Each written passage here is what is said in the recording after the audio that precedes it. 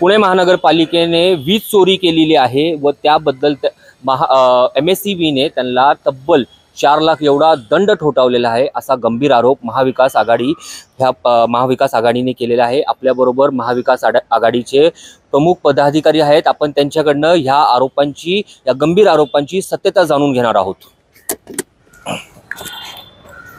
दादा, वीज चोरी प्रकरण आहे, महानगरपालिकेवर गंभीर आरोप तुम्ही केलेले आहेत, काय सांगाल याबद्दल? काय आहेत हे आरोप? बघा, गंभीर आरोप आम्ही नाही केले, तर महानगरपालिकेला महावितरणने दंड लावलेला आहे। अच्छा। 2 प्रॉपर्टीला मिळून 4 लाखाच्या दरम्यान, आणि इथंच नाही, अजून एका प्रॉपर्टीला 95,000, म्हणजे जो या प्रभागामध्ये 5 लाखाच्या दरम्यान दंड लावलेला आहे महावितरणने। आता ही वीज चोरी झालेली आहे। वीज चोरी कोणी केली आहे? तर आत्ताच्या या अहवालानुसार पुणे महानगरपालिकेने केली आहे। पण आमच्या माहितीनुसार पुणे महानगरपालिकेसोबत यामध्ये ह्या भ्रष्टाचारात समाविष्ट आहे विश्रामबाग क्षेत्रीय कार्यालयाचे अधिकारी, इथले सत्ताधारी नगरसेवक, त्यांचे ह्या व्यायामशाळा अभ्यासिका चालवणारे कार्यकर्ते आणि इथलं काही प्रशासन, हे सगळे मिळून गेले 2018 पासून या प्रॉपर्ट्या ताब्यात ठेवलेले त्यांनी बांधल्यानंतर यांनी हस्तांतरितच केलं नाही, त्यामुळे भ्रष्टाचार झाला। कुठली प्रॉपर्टी बांधल्यानंतर वेगवेगळ्या विभागांना हस्तांतरित करायची असते। जर इथं जिम बांधली आहे तर ती क्रीडा विभागाला हस्तांतरित करायला हवी होती। क्रीडा विभागाने आम्हाला लिहून दिले, आम्हाला कुठल्याही पद्धतीने हस्तांतरण झालेलं नाही। दुसरं, इथं अभ्यासिका आहे, या विषयात आम्ही शिक्षण मंडळात गेलो, शिक्षण मंडळाने लिहून दिलं आम्ही कुठल्याही प्रकारचा करारनामा कुठल्या अभ्यासिकेसाठी व्यायामशाळेसाठी आमच्या शाळा नंबर 17च्या बाबतीत केलेला नाही, मालमत्तेने तसंच लिहून दिलं। मग आता मला एक साधा प्रश्न पडलेला आहे, पुणे महानगरपालिकेचा सुरक्षा रक्षक इथं आहे, मुख्याध्यापिका इथं आहे, या शाळेला सुरक्षा रक्षक पगार घेतोय, आणि मग इथं अनधिकृतपणे एवढं चाललंय कसं? याचा अर्थ असा आहे, चाललंय का ते इथं सत्ताधारी बसलेला आहे आणि सत्ताधारी त्याच्या प्रेशरवर हा भ्रष्टाचार करून घेत आहे। एवढा सरळ आरोप आहे। आणि तू तर पैसे नेतोय बाबा, पैसे तू नेतोय, पण आज पैसे भरायला कोणाला लागले? महावितरणच्या माध्यमातून आरोप कोणावर झाला? तर पुणे महानगरपालिकेवर आरोप झाला। म्हणजे पैसे कोण भरणार आता? कररूपी माणूस, जो सुशिक्षित नागरिक आहे, जो टॅक्स पेअर आहे, आज त्याला पैसे भरावे लागणार आहेत हे सगळे। हे बघा, हा काही युवक काँग्रेस, शिवसेना किंवा राष्ट्रवादी यांचा आरोप नाहीये। जे काही आम्ही सर्व कागदानिशी पत्र व्यवहार त्यांच्यासोबत केलेला आणि त्याच्या माध्यमातून मला माहिती मिळालेली आहे। आता जर इथं काय लिहिलंय, 2003च्या कलम 126 मधील तरतुदीनुसार वाणिज्यिक दराने वीज देयक व दंड आकारणी करावी, किती? 4 लाखाच्या वरती। अहो, महानगरपालिकेला लाज वाटली पाहिजे, तुम्ही चोरी करतायत, कोणासाठी, कशासाठी? त्याचं उत्तर द्यावं। आणि एवढं 7-7 वर्ष चोरी होते। ज्यावेळेस आम्ही हा प्रश्न उपस्थित केला, मागच्या 2 महिन्यामध्ये ह्या सर्व घडामोडी घडलेल्या आहेत, त्याच्या पूर्वीपर्यंत तुमच्या लक्षात आलेलं नव्हतं? जर अतिक्रमणाची एखादी गाडी लागलेली असेल तर लगेच तिथं अतिक्रमण विभाग अलर्ट होतो। एखाद्या ग्राहकाने जर 2,000 रुपये जर लाईट बिल जर भरलं नसेल तर त्याच्यावर तात्काळपणे कारवाई केली जाते, त्याच्यावर मीटर काढलं जातं वगैरे, आणि त्याच्यावर लगेच तुम्ही पैसे भरा, नाही तर तोपर्यंत तुम्हाला सुरुवात होणार नाही।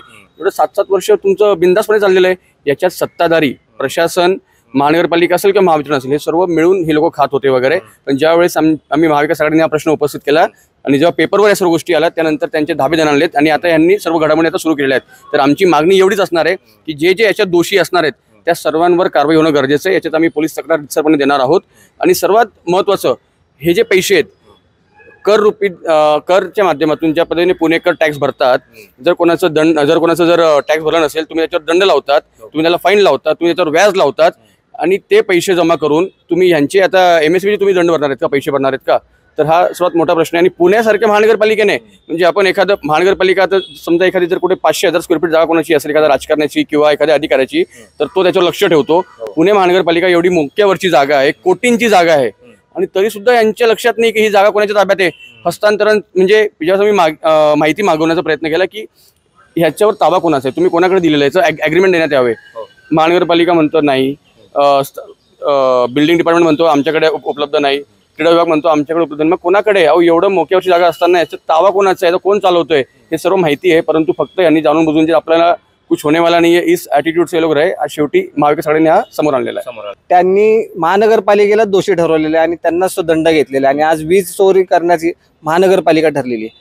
तर ह्या सत्ताधारी जो कोणी इथला नगरसेवक आहे त्याला वाचवण्यासाठी महानगरपालिकेचा बळी देण्यात आलेला आहे। तर हा जो प्रकार झालेला आहे याच्यामध्ये मला असं वाटतं, पुणेकर नागरिक म्हणून मला फार वाईट वाटलेलं आहे। आणि इथून पुढे सुद्धा जर का महानगरपालिका आपल्या वास्तू जर का ताब्यात घेण्यात अयशस्वी ठरत असेल तर त्यांनी कुठल्याही प्रकारे मला असं वाटतं की यामध्ये नगरसेवकाला वाचवायची भूमिका घेऊ नये, आणि महानगरपालिकेने अशा काही गोष्टींमध्ये इथून पुढे तरी कुठल्या नगरसेवकाला वाचवण्यासाठी भूमिका घेऊ नये आणि स्वतः या वीज चोरीमध्ये आम्ही सामील आहोत असं कुठलंही काम करू नये असं.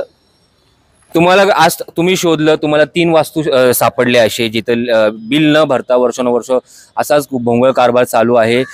अजून पुणे शहरामध्ये असं किती असेल? पुणे शहरामध्ये आपण जर शोधलं, आपण जिथं थांबलेलो आहे त्या वास्तूमध्ये इथल्या प्रभारी उपमुख्याध्यापिका आहे त्यांना आम्ही भेटलो.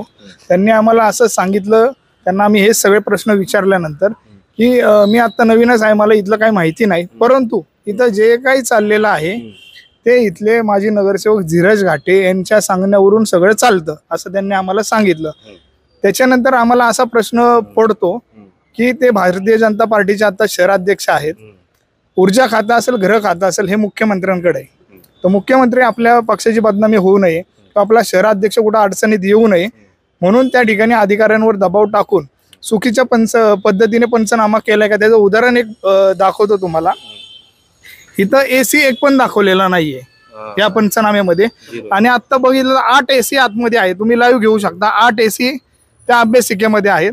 तर अशा चुकीच्या पद्धतीने कवडे नावाचा अधिकारी आहे, या कवड्यांवर कोणाचा दबाव होता आणि कोणाच्या दबावाखाली या कवड्यांनी चुकीची कारवाई केली, तर या कवड्यांसहित जे ज्या अधिकारी याच्यामध्ये दोषी आहेत त्या सर्वांवर त्या ठिकाणी कारवाई झाली पाहिजे. आणि इथल्या उपमुख्याध्यापिका ज्या म्हटल्या, त्यांनी जबाबदारीने जे नाव घेतलं धीरज घाटे, तर त्या धीरज घाटेंचा इथं काय लागे बांधे आहेत, काय संबंध आहे, तो सुद्धा तपासामध्ये पुढे घेणं गरजेचं आहे. आतापर्यंत पाठपुरावा केला, बाहेर हा घोटाळा बाहेर काढला, मागणी केलेली आहे, कंप्लेंट करणार आहात, ते नाही झालं, तुमची पुढची भूमिका काय असेल? आमची पुढची भूमिका हीच आहे, आम्ही संविधानाला मानणारे कार्यकर्ते आहोत. आम्ही सगळीकडे तक्रारी त्यांच्या पहिला करणार. जर मुख्यमंत्री जसं मी म्हटलं तसं इथले सत्ताधाऱ्यांना जर पाठीशी घालत असेल इथलं सरकार, तर शेवटी एक PIL आम्ही कोर्टामध्ये दाखल करणार आणि न्याय व्यवस्थेला, न्याय देवतेला आम्ही त्या ठिकाणी न्याय मागणार आहोत.